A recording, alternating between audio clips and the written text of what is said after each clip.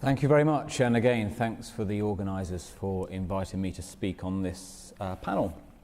So I'll give you my responses to the broad problem as it's been presented in the various background briefings. And as far as I'm concerned, our concern here is with the potential impact of emerging technologies to enhance current capabilities to detect ballistic missile submarines. In particular, the capacity for a network of technologies to detect, track and target with a high degree of accuracy.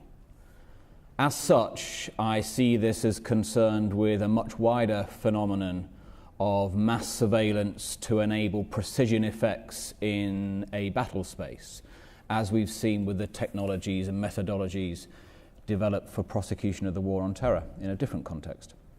So the question then is, how might this affect Britain's nuclear posture as we currently understand it today? Before getting into that, I think it's important to note two things. First, this discussion centres on the practice of nuclear deterrence, which remains an abstract system of thought with only a slim empirical base. Second, in this discussion, we are populating the future with our imaginings of potential impacts from existing or plausible technologies, the impacts on current submarine technologies and operations. So you bring those two together and we are necessarily in the area of speculation. I'd also condition our thinking about this subject by encouraging us to think specifically about the political role of British nuclear weapons deployed at sea on submarines. Now, UK government narratives have progressively narrowed the formal role of our nuclear weapons, of their political utility, if you like, towards the idea of a very last resort, i.e. their role is in the context of existential salvation of the British Isles, potentially a NATO ally, faced with certain and imminent threat of being bombed past the point of recovery. Now, clearly nuclear weapons have been used by this country and by other countries for other purposes, coercion, political signalling, threat-making, intimidation and so on, in contexts that lack that existential dimension. But for the purposes of my reflections on this issue, I'm limiting the role of nuclear weapons to this deterrent effect that gets ascribed to nuclear weapons by virtue of a capacity to deliver a massive retaliatory nuclear strike against another society as a very last resort. And here, of course, we are in this country primarily concerned with Russia, a country that NATO sees itself collectively and somewhat innocently menaced, a country that's extensively nuclear armed, and a country that could conceivably develop and deploy the types of technologies that are under discussion. So for me, the pertinent question in this context then is whether these technologies that are being discussed can hold a British ballistic missile submarine at risk in a politically meaningful way. So i.e., by that I mean a way that diminishes the perceived value of submarine-based nuclear weapons in peacetime or in a crisis. So here we're asking then how much detection and perhaps even sustained tracking of a British submarine at sea, how much that matters in terms of a technical operational capability of the UK to launch a nuclear weapon on demand, and thereby the capacity of the government to issue what it considers to be a credible nuclear threat. Here I think the impact of these technologies could be limited. In the scenarios we're talking about, it would really require Moscow to have a demonstrable capability to detect, track, and hold, for all intents and purposes, hold at immediate risk a British SSBN during a crisis. It would likely involve preemptive destruction or disabling of that submarine, which would, of course, be an unavoidably escalatory act, an act of war, destroying a prized military asset and killing 100+ submariners. If we extend that scenario further, if this is done as part of, say, a wider Russian attack on the UK or NATO that has these existential consequences for the UK, then timescales really begin to contract. If in such a crisis the UK has its SSBN on, quick reaction alert, as we did in the Cold War, 15 minutes notice to fire, then this system that we might imagine Moscow having successfully developed and deployed is going to have to be able to act very quickly. You're going to have a networked system under direct executive political control from Moscow, able to act on demand, assuredly, against a British submarine at sea. I think that will be a very difficult task that will be fraught with actually uncertainty and risk for Moscow in this speculative scenario. But what I think is at stake in this debate is the logic of nuclear deterrence that's deployed by the UK government to justify our continued retention of nuclear weapons.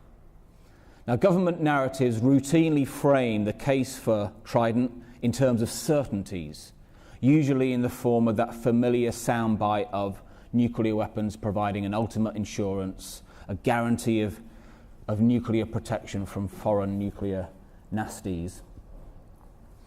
And this logic of nuclear deterrence developed through the Cold War rests on this idea of a secure, assured second strike capability. We can have a discussion based on what Heather talked about as to how important this dimension of supposed stability is to a wider stability in a political relationship. That's contested. But the logic of deterrence rests on that. An assured operational capacity to give a nuclear attacker a dose of its own nuclear medicine. Now, that narrative of certainty is a false one. It's deployed primarily in the UK for nuclear marketing purposes. Numerous studies have shown that there are fundamental political uncertainties associated with the theory and practice of nuclear deterrence. So with that in mind, what some of these sort of network technologies to detect, track and potentially target a UK SSBN would do is add to these uncertainties. It would create perhaps new operational uncertainties on top of existing political uncertainties. It's not going to move you from a place of absolute certainty to uncertainty. So what any new layers of operational uncertainty might then do is add further weight to existent questions about the added deterrence value of British nuclear weapons in terms of the contribution that they're seen to make to our security, to war prevention for the UK and for NATO.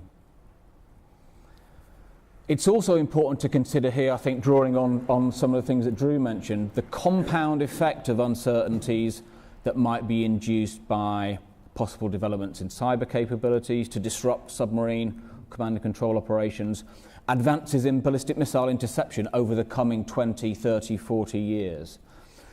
And so we must be prepared to consider the possibility that the technological feasibility of secure second strike for nuclear weapons is going to diminish. And on the basis of that understanding of nuclear deterrence, could render the practices of nuclear deterrence intrinsically unstable. Again, according to existent understandings of nuclear deterrence. This could raise further doubts about the efficacy of nuclear-based conceptions of national security, could prompt changes in nuclear practices, could prompt investment in alternative nuclear basing modes, delivery systems, and so on. But for the UK, given that the UK nuclear weapons complex remains deeply embedded in its American counterpart, I think it's unlikely that some of the developments outlined in some of the background documents would steer us away from a submarine deployed ballistic missile capability, unless the United States took its nuclear capabilities in new directions upon which we could perhaps piggyback at limited cost. And for us, it looks like the United States is likely to remain at the forefront of any emergent submarine detection, tracking and targeting technologies and counter technologies from which we would likely benefit given the history and current status of our strategic nuclear relationship.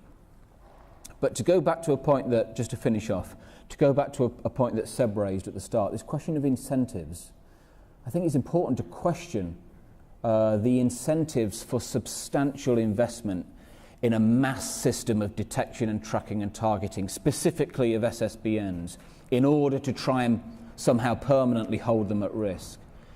I think absent the intensity of the Cold War nuclear arms dynamic, plus the continuing inflation of the cost of military equipment, the case for investment in some kind of wide area SSBN detection system, I think is probably going to remain pretty limited. I think what may be more likely is the development of network systems to target attack submarines and perhaps carrier battle groups in very discrete theatres of conflict. And okay, in future generations we may see on the back of that the potential for perhaps scaling up to area-wide ocean surveillance. But to pick up on some of Heather's points from the 1970s, it's also possible that incentives for mass ocean surveillance, specifically targeting SSBNs, could be limited if those nuclear adversaries that could conceivably participate in this, if they are socialized into a shared understanding of nuclear deterrence that privileges secure submarine-based second strike as inherently stabilizing.